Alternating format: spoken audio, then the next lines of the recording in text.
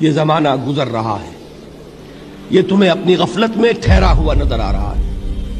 ہوشیار ہو جاؤ، یہ زمانہ تیزی سے گزر رہا ہے۔ دل کی ہر دھڑکن کے ساتھ تم اپنی قبر سے قریب تر ہوتے چلے جا رہے ہو۔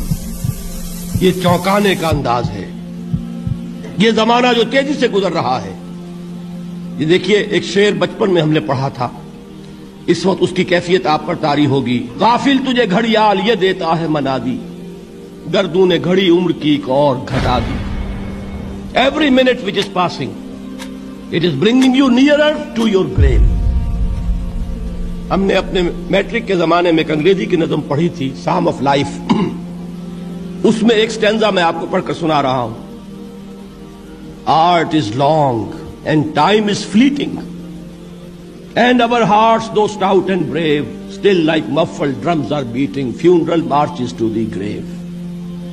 یہ آپ کے علم میں ہوگا، جب کوئی فوجی بڑا شخص جو ہے، کوئی جرنیل، اس کا جب انتقال ہو جاتا ہے، اس کی لاش کو لے کر جاتے ہیں، اس کے کفن کو، تو اس کے ساتھ ہی بینڈ بجتا ہے۔ بینڈ کی ہر جو بیٹ ہے، اس کے ساتھ وہ جنازہ قبر سے قریب تر ہو رہا ہے۔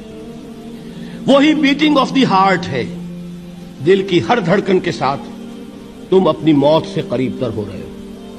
تمہارا یہ جنازہ جیسے کہ وہ بیٹ آف دی ڈرم ہے، اسی طرح بیٹ آف دی ہارٹ کے ساتھ تم اپنی قبر سے قریب تر ہو رہے ہو۔ اور یہ زمانہ جو تمہاری اصل متاع ہے کیا ہمارے پاس؟ یہ تھوڑی سی مہلت، اسی میں کچھ بنانا ہے، اور یہ مہلت تیزی سے گزر۔ وَمَكَرُوا وَمَكَرَ اللَّهُ وَاللَّهُ خَيْرُ الْمَاكِرِينَ۔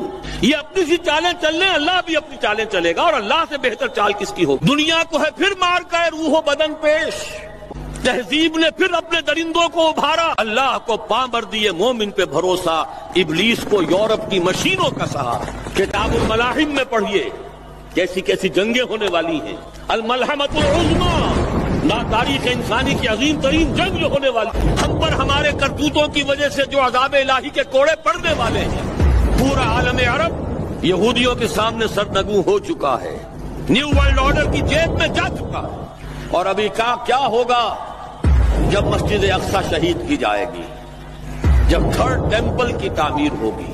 ایودھیا کی مسجد گرا کر امت مسلمہ کی نبض کو دیکھ لیا ہے دشمن نے کہ جان نہیں ہے۔ حمیت نام تھا جس کا، گئی تیمور کے گھر سے۔ یہ بہت دور کی باتیں نہیں ہیں، بہت قریب آنے والے واقعات۔